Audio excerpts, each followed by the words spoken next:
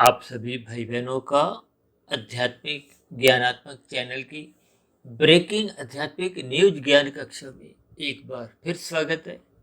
आज की चर्चा में विषय लिया है अगला पांव, जिसका संबंध हमने अगला जन्म के साथ जोड़ने जा रहे हैं।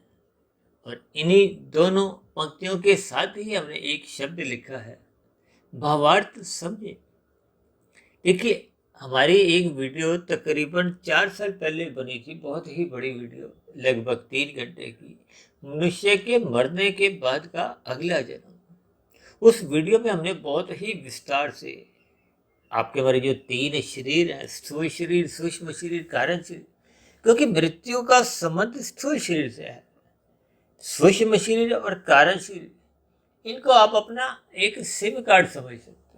जैसे आपका हमारा मोबाइल कभी किसी कारणवश टूट जाए, खराब हो जाए, तो आपका हमारा एक मोबाइल हैंडसेट वो आप नया लेते हो, तो वही सिम कार्ड जो पहले का होता है, क्योंकि उसमें आपकी एक ज्ञान सामग्री होती है, तो फिर वही ज्ञान सामग्री आपके अगले मोबाइल सेट में एक आ जाती है, डिस्प्ले पे आ जाती है, आपको हमें मिल जाती है। तो यही स्थितियां आपको हमें ज्ञानपूर्वक समझनी चाहिए।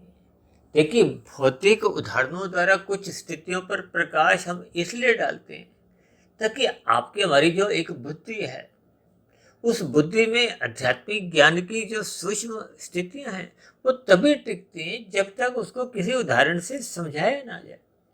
और ये जो आज हमने लिखा है ना, अगला पांव, ये अगला पांव जैसा कुछ शब्द ही किसी भाई बंधु ने बताया कि मेरे उस मनुष्य के मरने के बाद का अगला जन्म में बोले गए थे। हो सकता है बोले गए हों, क्योंकि इतना तो ध्यान नहीं रहता कि किस वीडियो में हमने किन शब्दों के एक उदाहरण रूप में दिए होंगे। लेकिन इसका भावार्थ क्या है? देखिए, अक्सर आप और हम बसों में यात्रा करते हैं, आजकल तो मेट्रो रेलगाड़ी में भी कुछ आपकी हमारी यात्राएं होती हैं, यानी कि यहाँ एक साधारण पब्लिक होती है, अधिक लोग होते हैं, भीड़ भड़क्का होता है। तो फिर ऐसी स्थितियों में देखिए, जब बस में आपने उतरना हो या मेट्रो गाड़ी में उतरना हो, भीड़ अधिक होती है, आपको हमें उतरने के लिए पांव बढ़ाने होते हैं, तभी तो आप और हम उतर पाएंगे। और उतरने के लिए देखिए, जब जगह नहीं मिलती तो आपका हमारा पांव आगे बढ़ नहीं पाता। देखिए, इस उदाहरण को मात्र आपने एक संकेत लेना है, बात की एक तह तक पहुंचना है, क्योंकि बात हम भौतिक उदाहरणों द्वारा केवल एक लक्ष्य की प्राप्ति करते हैं, ताकि सैद्धांतिक बात, सूत्र रूपी बात आपको में समझ में आए। हालांकि देखिए, इन सभी स्थितियों का शास्त्रों में कहीं कोई प्रत्यक्ष वर्णन तो होता नहीं, लेकिन शास्त्रों की सूक्ष्म कड़ियों को हम जितना जितना शोध रूप में अध्ययन करते हैं, तो परमात्मा की प्रेरणा से, गुरुओं के आशीर्वाद से कुछ स्थितियां ऐसी बनने लगती हैं कि बात की तह समझ में आ जाती है, बात के अर्थ के साथ साथ उनके भावार्थ समझ में आ जाते हैं। क्योंकि शाब्दिक ज्ञान शास्त्रों में है, उस शाब्दिक ज्ञान को आपको हमें पढ़ना होता है। ये स्वाध्याय करने की जो स्थितियां हैं वो पढ़ने से है। स्वाध्याय का अभिप्राय आध्यात्मिक स्थितियों से है। ये जो आप और हम भौतिक शिक्षा के लिए स्कूल कॉलेज में पढ़ते हैं, वो एक साधारण पढ़ना होता है। भले ही दोनों स्थितियों में आंखें तो देखिए भौतिक शरीर की ही है। इसका अभिप्राय क्या है? देखिए, अगला पांव तभी आगे जाता है जब वहां पे जगह होती है। इसी अगला पांव को ही आप अगला जन्म से जोड़ सकते हो, यानी कि जब आपका अगला जन्म निश्चित हो जाए। देखिए, भौतिक जगत में तो कुछ संभावनाएं होती हैं, भीड़ भड़क्का का कारण हो सकता है, लेकिन परमात्मा के यहाँ तो ये सभी स्थितियां जो भौतिक जगत में आपको में दिखाई देती हैं, उनका तो कोई अस्तित्व ही नहीं होता, कि परमात्मा तो सर्वव्यापी सत्ता है। परमात्मा आपकी हमारी आत्मा के भीतर भी है, बाहर भी है। इस भौतिक जगत में जिसमें ये 3 गुण, तमोगुण, रजोगुण और सतोगुण की स्थितियां, ये तो जड़ हैं लेकिन नित्य हैं। इन 3 गुणों की जो गतिशीलता है, क्रियाशीलता है, जिसको हम कहते हैं ना, प्रकृति तो कितनी ही परिवर्तनशील है, हर क्षण इसमें परिवर्तन होता है। तकनीकी रूप से देखिए, प्रकृति में परिवर्तन दिखाई देता है, वो परमात्मा की निर्गुण निराकार ब्रह्म शक्ति के कारण वही इन यंत्रों को, इन तीन गुणों को चलायमान रखती है। जैसे आपके मेरे घरों में देखिए कितने ही यंत्र रखे हैं, वो यंत्र अपने आप में तो जड़ ही है। जब तक उसमें कोई विद्युत शक्ति कहो, बैटरी की किसी भी तरह देखिए चेतन सत्ता को आपने समझना, यानी कि फिर वो यंत्र कार्य करता है। और यंत्र कोई भी होगा वो अपने स्वभाव के अनुसार ही कार्य करता है। और ठीक ये प्रकृति के तीन गुणों के भी अलग अलग स्वभाव में लक्षण है। तमोगुण को तो पदार्थों से जोड़ा जाता है, रजोगुण को क्रिया से, और सत्वगुण को ज्ञान से। इन सभी स्थितियों को आपको में ज्ञान पूर्वक समझना होता है। यानी कि तमोगुण से अच्छा गुण रजोगुण कहा जाता है, रजोगुण से अच्छा सत्वगुण कहा जाता है। और कहीं कहीं तो शास्त्रों में ऐसा भी कहा गया कि तमोगुण रजोगुण बांधते हैं, बंधनदायक है, जबकि सत्वगुण मुक्तिदायक है। क्योंकि परमात्मा तो विशुद्ध सत्वगुण ही सत्ता है। आपकी हमारी आत्मा में देखिए विशुद्ध सत्वगुण ही सत्ता है।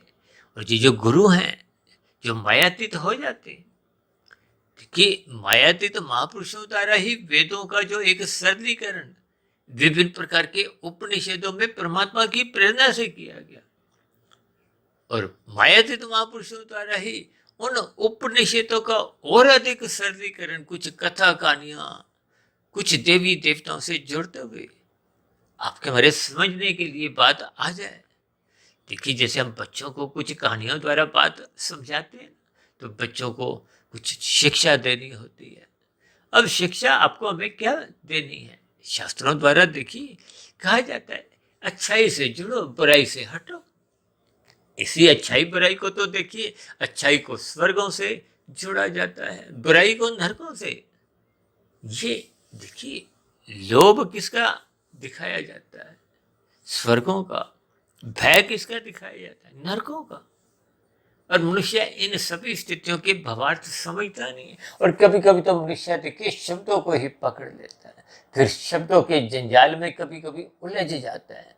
देखिए शब्द जब तक आपको हमें अर्थ नहीं समझाते, तो फिर आपको हमें वो शब्द ही जंजाल बन जाते हैं, अंधविश्वास में हम जकड़ जाते हैं, आगे की आध्यात्मिक यात्रा चल नहीं पाती।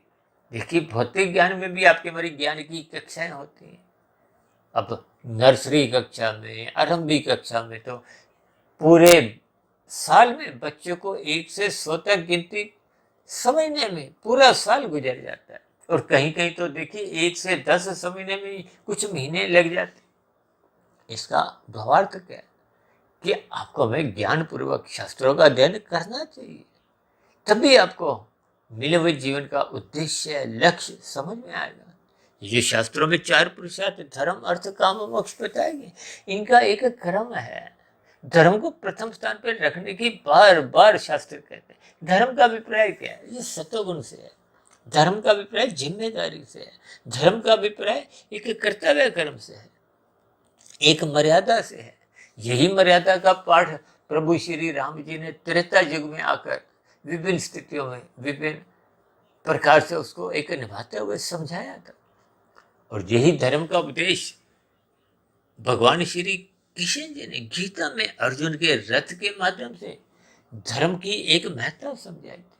और आज कल युग में धर्म की स्थितियां डावाडोल हो रही है, क्योंकि कल युग की स्थितियां हैं। रजोगुण और तमोगुण नाचते फिरते हैं। क्यों नाचते हैं? क्योंकि सत्वगुण इनको रोकने वाला ही नहीं। जब सत्वगुण रोकता नहीं है, तो फिर ये अर्थ और काम नाचते हैं। अर्थ का अभिप्राय तमोगुण से है, काम का अभिप्राय रजोगुण से है। आपकी हमारी कामनाएं बिगड़ती जा रही। आज 24/7 की स्थितियां हैं। तो जब ये स्थितियां बिगड़ती हैं, तो आपका हमारा जीवन बिगड़ने लगता है।